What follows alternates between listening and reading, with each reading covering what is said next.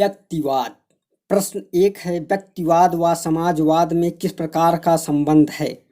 ए. परस्पर सहयोग, बी. परस्पर आदान प्रदान, सी. परस्पर मिलना, डी. परस्पर विरोध। उत्तर है डी. परस्पर विरोध।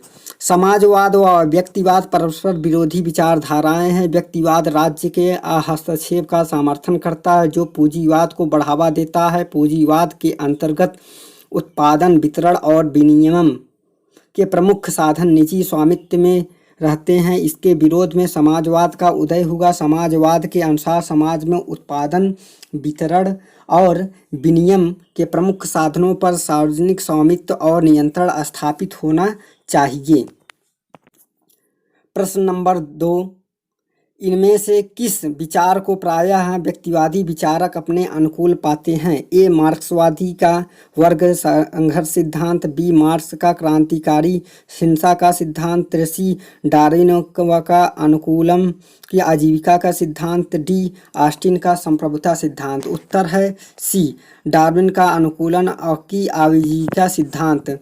व्यक्तिवादी विचारक डार्विन व अनुकूलतम की आजीविका का सिद्धांत को अपने विचारधारा के अनुकूल पाते हैं। व्यक्तिवादी विचारधारा के अनुसार व्यक्ति अपने हित का सर्वोत्तम निर्णायक है और उसकी सिद्धि करते समय वह दूसरे के हित साधनों में योग देता है। अतः राज्य का अन्य कोष अथवा संस्था भी व्यक्ति के लिए है, व्यक्ति स्वयं राज्य या अन्य किसी संस्था के लिए नहीं है।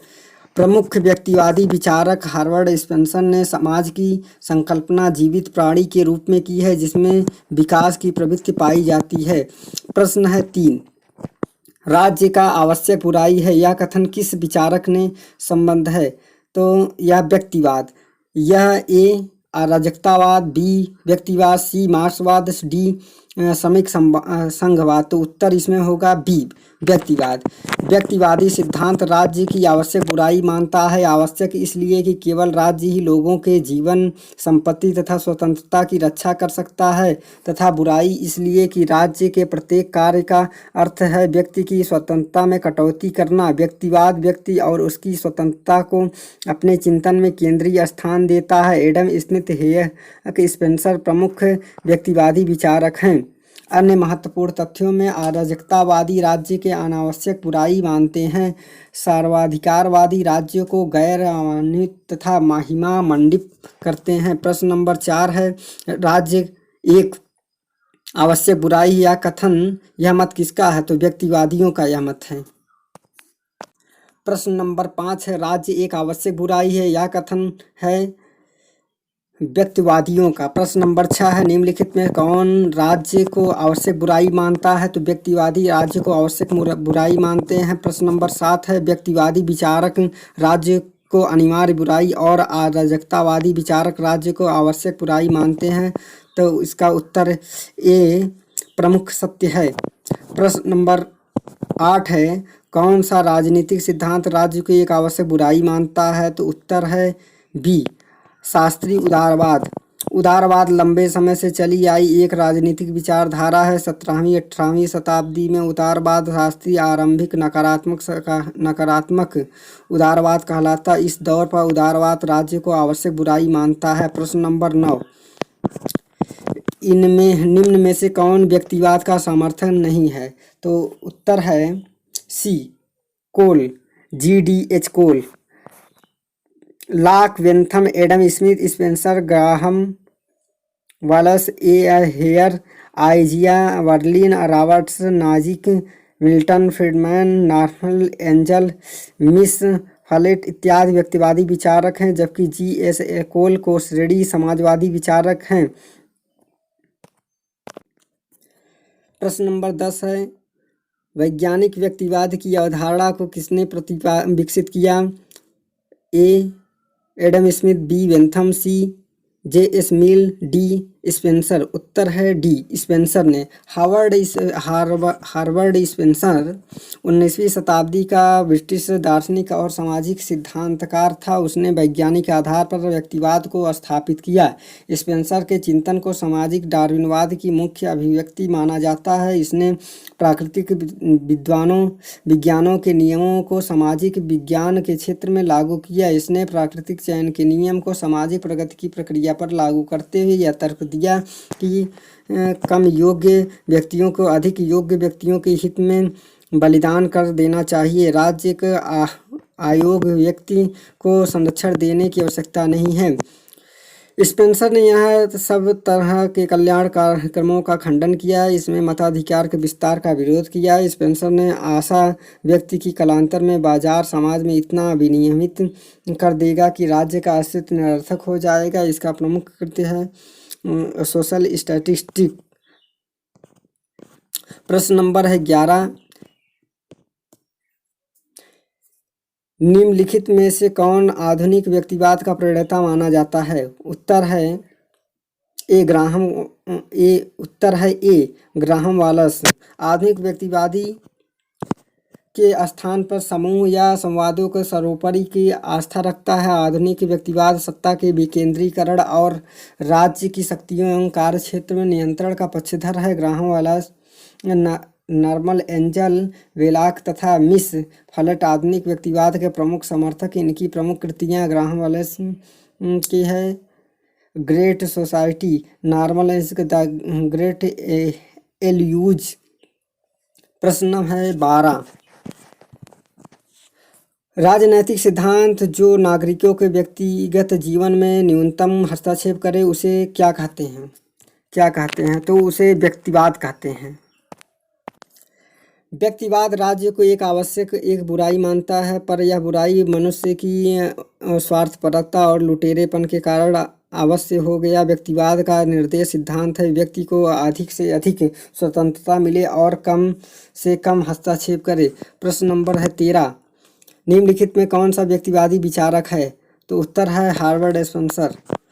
हार्वर्ड स्पेंसर प्रमुख व्यक्तिवादी विचारक है। व्यक्तिवाद व्यक्ति की स्वतंत्रता को अधिकतम तथा राज्य को कार्यक्षेत्र को न्यूनतम रखने की वकालत करता है। स्पेंसर की प्रमुख कृति the man versus the state, मनुष्य बनाम राज्य है। स्पेंसर ने प्राकृतिक चयन के नियम के सामाजिक प्रगति की प्रक्रिया का लागू किया। इसके अनुसार सामाजिक विकास की मुक्त प्रतिस्पर्धा योग्य तथा परिश्रमी लोगों को उत्तरजीविता का अधिकार है। राज्य द्वारा योग्य एवं परिश्रमी लोगों का हक छीनकर अयोग्य लोगों को देना सामाजिक प्रगति की कुंठित करना है। इसी प्रकार स्पेंसर ने सभी प्रकार के कल्याण कार्यक्रम को खंडन किया है। प्रश्न नंबर 14 है, योग्यता की अतिजीविता का सिद्धांत किसके द्वारा प्रतिपादित किया गया?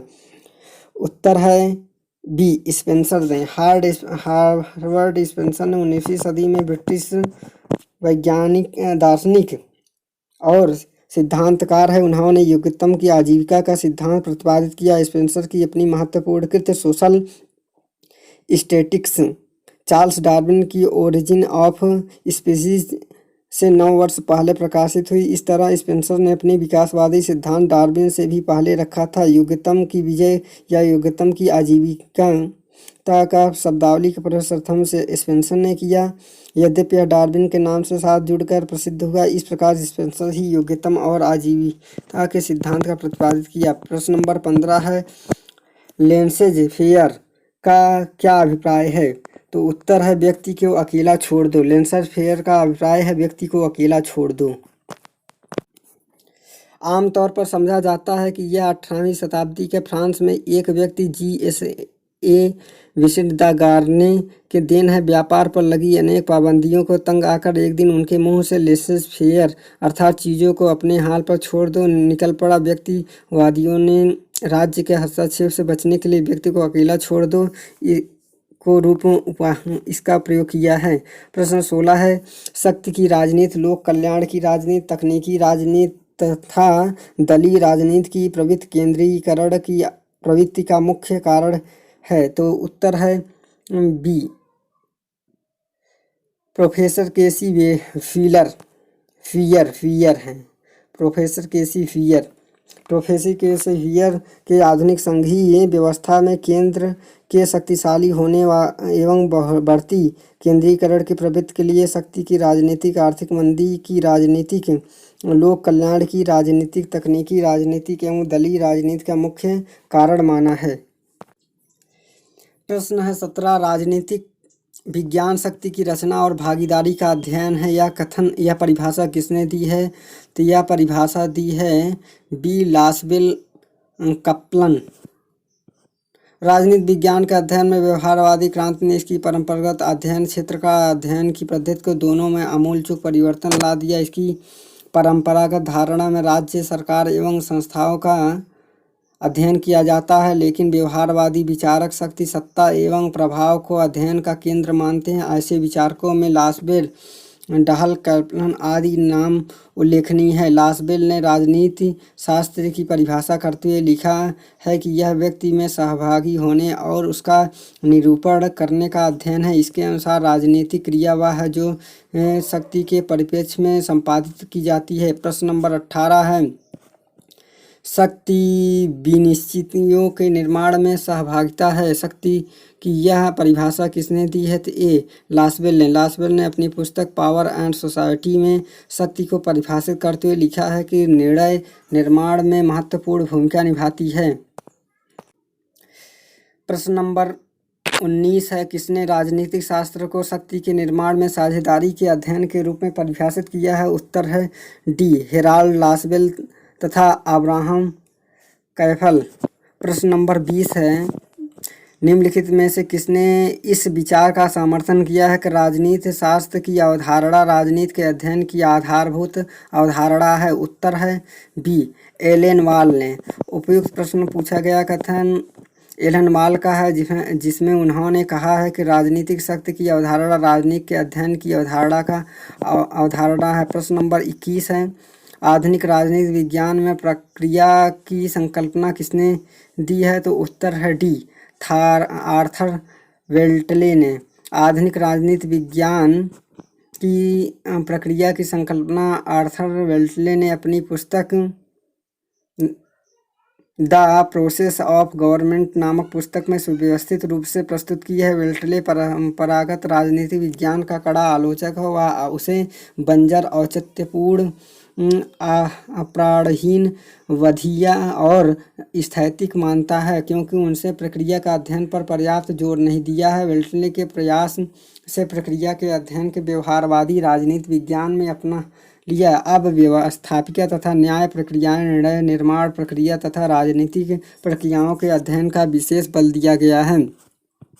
प्रश्न है 22, कैटलिन के अनुसार राजनीति विज्ञान का विषय क्षेत्र क्या है? तो उत्तर है शक्ति का अध्ययन। कैटलिन राजनीति शास्त्र को शक्ति का विज्ञान कहते हैं। वे लिखते हैं कि शक्ति की संकल्पना संभवतः समस्त राजनीतिक शास्त्र की मूल संकल्पना है। कैटलिन के अनुसार राजनीति शास्त्र नियंत्रण की उस स्थिति का अध्ययन है जो शक्ति प्राप्त करने के लिए एक मूलभूत अज्ञात प्रेरणा के द्वारा निर्धारित होता है। प्रश्न नंबर है 23, अरस्तु के अनुसार दासता है? तो उत्तर है डी प्राकृतिक और लाभप्रद।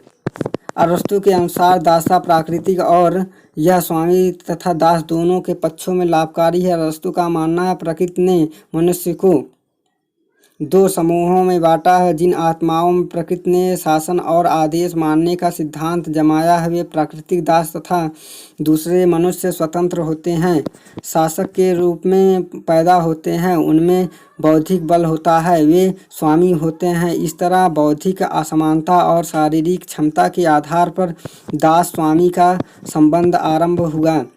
प्रश्न नंबर 24 है, अरस्तु के अनुसार में कौन सा यथार्थवादी और व्यवहारवादी राज्य है? उत्तर है राजतंत्र, डी।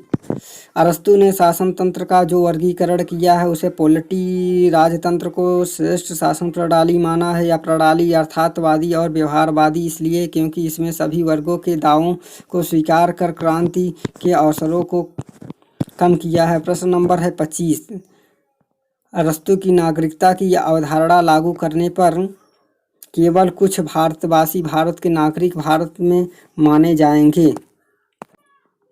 अरस्तु की नागरिकता की अवधारणा लागू करने पर केवल कुछ भारतवासी भारत नागरिक भारत के माने जाएंगे, क्योंकि अरस्तु ने राज्य में निवास करते हुए भी नागरिक न होने के 4 दशाएं बतलाई है, जो इस प्रकार है। किसी राज्य में निवास करने से नागरिकता नहीं मिलती, क्योंकि स्त्री, बच्चे, दास और विदेशी को नागरिक नहीं माना जाता। किसी पर अभियोग चलने पर अधिकार रहने वाले व्यक्ति को नागरिक नहीं माना जाता, क्योंकि संधि के द्वारा यह अधिकार किसी विदेशी को भी प्राप्त हो सकता है। उन व्यक्तियों को नागरिक नहीं माना जा सकता जिसके माता पिता दूसरे राज्य के नागरिक हों। निष्कासित तथा मताधिकार से वंचित व्यक्ति को भी राज्य का नागरिक नहीं माना जा सकता है। अरस्तु ने अपने प्रसिद्ध ग्रंथ पॉलिटिक्स में राज्य एवं नागरिकता संबंधित विचार प्रकट किया है। अरस्तु मकदूनिया के राजकुमार सिकंदर का शिक्षक था। प्रश्न नंबर 26 है, निम्नलिखित में कौन सा नागरिक समाज की महत्वपूर्ण विशेषता है? तो उत्तर है ए, बाध्यकारिता। नागरिक समाज के संदर्भ में उदारवाद और मार्क्सवाद व्याख्या में अंतर है, फिर भी इसके बाध्यकारी स्वरूप को लेकर दोनों सहमत है। उदारवाद में नागरिक समाज की कानूनी संकल्पना को महत्वपूर्ण माना गया है, जिसमें सभी नागरिक कानून का पालन करते हुए मिलजुल कर रहते हैं। मार्क्सवाद नागरिक समाज की संरचनाओं पर बल देता है, उनके माध्यम से एक वर्ग द्वारा दूसरे वर्ग पर प्रभुत्व स्थापित कर शासन को वैध बनाते हैं। प्रश्न नंबर है 27, राजनीति विज्ञान में व्यवहारवाद एक प्रवृत्ति थी जिसने राजनीति विज्ञान को मानव प्रकृति पर आधारित किया। राजनीति विज्ञान में व्यवहारवाद एक आंदोलन के रूप में 20वीं सदी में उभरा। उसका मुख्य ध्येय मनुष्य के राजनीतिक व्यवहार को अध्ययन का केंद्र बिंदु बनाना था, जिससे यह तथ्य प्राप्त हो सके कि विभिन्न परिस्थितियों में मनुष्य किस प्रकार का व्यवहार करता है। इस प्रकार व्यवहारवाद राजनीति विज्ञान को मानव प्रकृति पर आधारित किया। व्यवहारवाद राजनीति को वैज्ञानिक दृष्टिकोण देने के लिए इसे मूल्य निक्षेपण बनाया तथा उसके अध्ययन में वैज्ञानिक प्रवृत्तियों का प्रयोग किया। इसका उद्देश्य राजनीति विज्ञान को प्राकृतिक विज्ञान जैसा बनाना था, न कि राजनीति विज्ञान को प्रकृति विज्ञान में बदलना था। अतः विकल्प ये सही है। प्रश्न नंबर 28 है, व्यवहारवाद की एक महत्वपूर्ण विशेषता क्या है? तो सी, अंतर अनुशासनात्मक दृष्टिकोण। व्यवहारवाद को वैज्ञानिकता के साँचे में ढालने के लिए अंतर अनुशासनात्मक दृष्टिकोण का उपयोग किया गया है। इस दृष्टिकोण के अंतर्गत राजनीति विज्ञान को विभिन्न विषयों से संबंध कर अध्ययन पर बल दिया जाता है। प्रश्न नंबर 29 है, व्यवहार परक राजनीति विज्ञान का जनक माना जाता है। तो उत्तर है बी, चार्ल्स मेरियम को। चार्ल्स ई मेरियम को व्यवहारवादी राजनीति विज्ञान का बौद्धिक जनक माना जाता है। इन्होंने ही सर्वप्रथम राजनीतिक व्यवहार को राजनीतिक शोध से सम्मिलित करने की बात कही। मेरियम के नेतृत्व के शिकागो विश्वविद्यालय का राजनीति विज्ञान विभाग संचालित किया गया। 1925 में व्यवहारवादी क्रांति का शिकागो विश्वविद्यालय में विधिवत सूत्रपात हुआ। यद्यपि कि राजनीति शास्त्र में इसका व्यापक प्रचलन दूसरे महायुद्ध के बाद हुआ। व्यवहारवादी आंदोलन को आगे बढ़ाने में 2 अमेरिकी संगठनों का बड़ा योगदान रहा। ये संगठन न अमेरिकी पॉलिटिक्स साइंस एसोसिएशन और सोशल साइंस रिसर्च काउंसिल थे। प्रश्न नंबर 30 है, इनमें कौन व्यवहारवाद और उत्तर व्यवहारवाद का प्रतिपादक है? तो उत्तर है डेविड ईस्टन। व्यवहारवाद और उत्तर व्यवहारवाद दोनों ही अवधारणाओं में योगदान देने का श्रेय डेविड ईस्टन को है, जबकि वह उत्तर व्यवहारवाद का प्रतिपादन भी है। व्यवहारवाद को प्रतिपादित करने का श्रेय मेरियम एवं उसके सहयोगियों को दिया जाता है। प्रश्न नंबर है 31, इनमें से किसने राजनीतिक विज्ञान के व्यवहारवादी अध्ययन के लिए विकास की योगदान दिया? उत्तर है ए, डेविड ईस्टन। प्रश्न नंबर है 32, द्वितीय महायुद्ध के पश्चात व्यवहारवादी विचारधारा को विकसित करने का श्रेय किसको जाता है? तो अमेरिकी राजनीतिक विचारकों का। द्वितीय विश्व युद्ध के पश्चात चार्ल्स मेरियन के नेतृत्व में अमेरिकी राजनीति विचारकों ने व्यवहारवादी विचारधारा को विकसित करने का श्रेय जाता है। प्रश्न नंबर है 33। निम्नलिखित में से कौन व्यवहारवाद का समर्थक है? तो उत्तर है डेविड स्टन। व्यवहारवाद के उद्भव, विकास और संशोधन में डेविड स्टन का महत्वपूर्ण योगदान है। उन्होंने अपनी पुस्तक द पॉलिटिक्स सिस्टम में व्यवहारवाद का व्यापक विश्लेषण किया है। प्रश्न नंबर 34। व्यवहारवादी उपागम का जन्म 1940 के दशक में कहाँ हुआ? तो उत्तर है ए अमेरिका। व्यवहारवादी उपागम का जन्म अमेरिका में हुआ। 1940 के दशक में चार्ल्स मेरियन के नेतृत्व में राजनीतिक व्यवहार के वैज्ञानिक अध्ययन पर आधारित करने की कोशिश शुरू हो चुकी थी। प्रश्न है 35। निम्नलिखित में से किस व्यवहारवादी विचारक ने अपने चिंतन में मानवीय स्वतंत्रता एवं प्रतिष्ठा को इरादे, प्रयोजन और प्रेरणा से जोड़ा? उत्तर है ए.बी.एस. स्किनर। प्रसिद्ध व्यवहारवादी विचारक बी.एफ. स्किनर ने अपने चिंतन में मानवीय स्वतंत्रता एवं प्रतिष्ठा को इरादों, प्रयोजन और प्रेरणा से जोड़ा है। प्रश्न नंबर है 36। उत्तर व्यवहारवाद का आधारभूत लक्षण नहीं है। तो उत्तर व्यवहारवाद का आधारभूत लक्षण सामाजिक रूढ़िवादिता की विचारधारा। उत्तर व्यवहारवाद की तीव्र आलोचना आवश्यक है, परंतु उसके परंपरावाद को फिर से स्थापित करने का समर्थन नहीं किया। इसलिए सामाजिक रूढ़िवाद का विचारधारा उत्तर व्यवहारवाद का लक्षण नहीं है। प्रश्न नंबर 37 है। उत्तर व्यवहारवाद की सर्वोत्तम व्याख्या की जा सकती है? तो डी संरचनात्मक कार्यवादी दृष्टिकोण में अग्रदूत के रूप में। उत्तर व्यवहारवाद के समयानुकूल संशोधन के रूप में अस्तित्व में आया, अतः न तो यह व्यवहारवाद के लिए खतरा था, न ही व्यवहारवादी शोध को महत्व देता था और न ही पुनः साम्यवादी दृष्टिकोण की स्थापना का प्रयास था। उत्तर व्यवहारवाद की एक प्रमुख विशेषता है तो यह प्रक्रिया नहीं अपितु क्रांति है। व्यवहारवादी बदलती हुई परिस्थितियों का समाधान नहीं कर पा रहा था, उसकी जड़ता को समाप्त करने और मूल्य सापेक्षता तथा सामाजिक समस्याओं के समाधान में प्रभावी भूमिका निभाने के लिए उत्तर व्यवहारवाद क्रांति के रूप में अस्तित्व आया। प्रश्न नंबर 39। निवेश, निर्गम और पुनर्निवेश शब्दों का प्रयोग किसकी व्याख्या में होता है? तो राजनैतिक व्यवस्था की व्याख्या में। निवेश, निर्गम और पुनर्निवेश शब्दों का प्रयोग राजनीतिक व्यवस्था की व्याख्या करते हुए होता है। राजनीतिक प्रणाली की संकल्पना आधुनिक राजनीतिक विश्लेषण की देन है। किसी भी पर्यावरण में जिस ढांचे में अंतर्गत कोई विशेष प्रक्रिया संपन्न होती है उसे प्रणाली कहा जाता है। डेविड स्टन ने अपनी नई कृति ए फ्रेमवर्क कर पॉलिटिक्स एनालिसिस राजनीतिक विश्लेषण की ढांचा 1965 में राजनीतिक प्रणाली का वर्णन किया। इसके अनुसार राजनीतिक प्रणाली को अपने पर्यावरण से जो तत्व प्राप्त होते हैं उन्हें आगत या निवेश कहते हैं। यह प्रणाली जिन वस्तुओं का उत्पादन या निर्माण करता है उन्हें निर्गम कहते हैं। निर्गम पर्यावरण को जाकर उसके तत्वों की क्रिया करते हैं जिससे नए आगत अस्तित्व में आ जाए। ये अर्गत